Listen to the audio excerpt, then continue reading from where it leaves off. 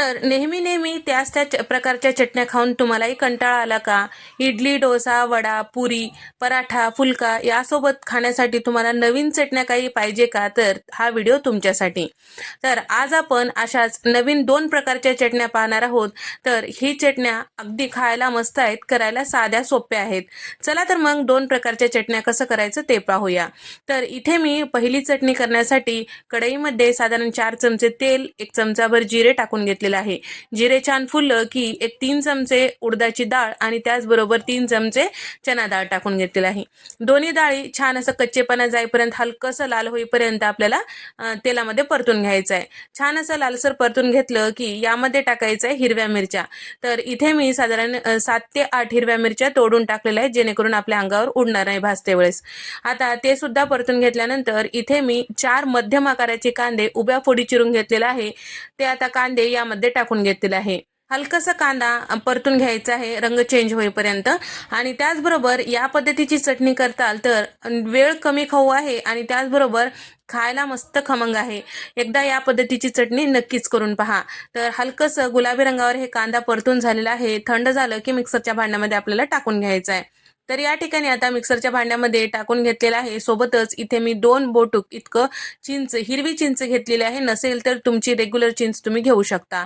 आणि 8 ते 10 लसूण पाकळ्या आणि 2 मूठ इतकं इथे मी टाकून घेतलेलं आहे कोथिंबीर. कवळ्या देठासहित कोथिंबीर टाकायची म्हणजे चटणीला छान चव येते. चवीपुरतं मीठ, गरजेनुसार पाणी टाकून घेतलेलं आहे. मिक्सरला जमेल तेवढं बारीक आपल्याला फिरून घ्यायचं आहे. चिंच टाकल्यामुळे थोडंसं 1 चमचाभर साखर सुद्धा टाकून घेतलेलं आहे. तर मिक्सरला फिरून घेतल्यानंतर इथे तुम्ही बघू शकता आपली ही चटणी तयार झालेली आहे. जमेल तेवढं बारीक असं हे चटणी मिक्सरला फिरून घेतलेली आहे. तर गरजेनुसार पाणी टाकायचं आहे. तुम्हाला कितपत ही चटणी पातळ आणि दाटसर आवडते त्यानुसार. त्यानंतर तडका पॅनमध्ये 3 चमचे तेल गरम करून घेतलेलं आहे. अर्धा चमचा मोहरी छान फुलू द्यायची. त्यानंतर मोहरी छान तडतडली की कढीपत्त्याची पानं टाकून घेतलेली आहे. तयार केलेली फोडणी चटणीवर टाकून घ्यायची. मस्त चटपटीत आपली हिरवी चटणी तयार आहे. नेहमीपेक्षा हिरवी चटणी वेगळ्या चवीची, वेगळ्या पद्धतीची आहे.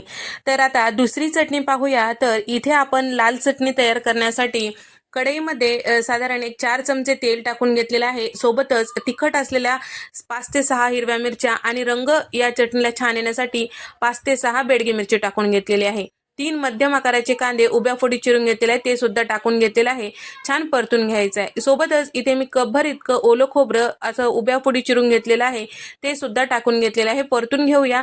छान असं परतून झालं की यामध्ये आपल्याला टाकायचं आहे फुटाण्याची डाळ. तर इथे मी एवढ्या चटणीसाठी अर्धा कप इतकं फुटाण्याची डाळ टाकून घेतलेली. लास्टला टाकायचं, ते ऑलरेडी भाजलेलं असते. फक्त याला छान असं कुरकुरीतपणा येण्यासाठी आपण परतून घेत आहोत. सोबतच इथे मी 8 ते 10 लसूण पाकळ्या सुद्धा टाकून घेतलेल्या आहे. ते सुद्धा छान असं यामध्ये मिक्स करून घ्यायचं आहे. तर इथे सगळे जिन्नस छान असं भाजून झालेले आहेत. आता थंड झालं की मिक्सरच्या भांड्यामध्ये टाकून घ्यायचं आहे. आता मिक्सरच्या भांड्यामध्ये टाकून घेतल्यानंतर गरजेनुसार आपल्याला पाणी टाकून घ्यायचं आहे आणि पाणी टाकून आता मिक्सरला छान असं हे फिरून घ्यायचं आहे. तर या ठिकाणी आता मिक्सरला फिरून घेतल्यानंतर तुम्ही बघू शकता मस्त या चटणीला सुद्धा रंग आलेला आहे. एक हिरवी चटणी आणि एक हे लाल चटणी. तर कुठलाही तुम्ही इडली, डोसा, वडा, पुरी, पराठा असं करताल तर वेगळ्या पद्धतीची जर चटणी करायची असेल तर ह्या चटण्या तुम्ही ट्राय करू शकता. तर इथे थोडंसं पाणी कमी वाटत आहे म्हणून आणखीन एक अर्धी वाटी पाणी मिक्सरच्या भांड्यात टाकून इथे टाकून घेतलेलं आहे. चवीपुरतं मीठ टाकलेलं आहे. आता हे सगळं छान व्यवस्थित मिक्स करायचं. आता तडका पॅनमध्ये इथे मी साधारण 3 चमचे तेल गरम करून घेतलेलं आहे. थोडीशी कोथिंबीर सुद्धा चटणीवर टाकून घेतलेलं आहे. अर्धा चमचा मोहरी, अर्धा चमचा जिरं छान फुलू द्यायचं. छान फुललं की आता यामध्ये कढीपत्त्याची पानं टाकून घेतलेली आहे आणि सोबतच 2 सुक्या लाल मिरच्या सुद्धा टाकून घेतलेल्या आहे. तयार झालेली फोडणी चटणीवर टाकून घ्यायची. मस्त चटपटीत अशी लाल चटणी सुद्धा तयार आहे. या 2 पद्धतीच्या चटण्या तुम्हाला कशा वाटल्या कमेंट करून सांगा. आवडल्यास लाईक